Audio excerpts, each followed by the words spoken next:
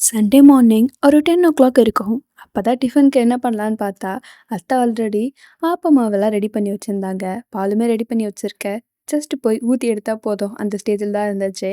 சரின்னு சொல்லிட்டு tiffin ready பண்ணிட்டு, லஞ்சுக்கு வெஜிடபிள் சாதம் பண்ணிடலான்ற மாதிரி ஆல்ரெடி நேத்தே பிளான் பண்ணியிருந்தோம். சரி ஓகே, அதே எக்ஸிக்யூட் பண்ணிடலாம் அப்படின்னு சொல்லிட்டு, ஞாயித்துக்கிழமை அதுவுமா நாங்க வெஜிடேரியனுக்கு போயிட்டோம். சைட் டிஷ் என்ன பண்ணலாம் அப்படின்னு யோசிச்சுட்டு இருக்கேன். என்னோட ஹஸ்பண்ட் பூண்டெல்லாம் உரிச்சு குடுத்து கொஞ்சம் ஹெல்ப் பண்ணிட்டு இருந்தாரு. சைட் டிஷ்க்கு காலிஃப்ளவர் பொரிச்சிடலான்ற மாதிரி இவர் கடையில இருந்து காலிஃப்ளவர் வாங்கிட்டு வந்திருந்தாரு. சரி ஓகே அப்படின்னு சொல்லிட்டு, அதையே இந்த பஜ்ஜிலாம் போடுவோம் இல்லையா? அதே மாரியே ப்ரிப்பேர் பண்ணியாச்சு. கொஞ்சோண்டு வெங்காய பச்சடியும் பண்ணிக்கிட்டோம். அவ்வளோதாங்க லஞ்சுக்கு. எனக்கு வெங்காயம் பிடிக்கும். ஸோ, அதனால ஒரு வெங்காயம் மட்டும் எடுத்து தனியா வெங்காய பஜ்ஜி போட்டுட்டோம். ஆக்சுவலா சண்டேன்றத தாண்டி இன்னைக்கு அமாவாசைன்னு சொல்லியிருந்தாங்க. ஸோ, அதனால நான்வெஜ் பண்ணக்கூடாது அப்படின்னு சொல்லிட்டாங்க. சரி ஓகே அப்படின்னு சொல்லிட்டு வெஜிடேரியனுக்குள்ளேயே பூந்துட்டோம். அவ்வளோதாங்க. நம்ம போடுற வீடியோஸ் உங்களுக்கு பிடிச்சிருந்தா இந்த சேனலை சப்ஸ்கிரைப் பண்ணிக்கோங்க.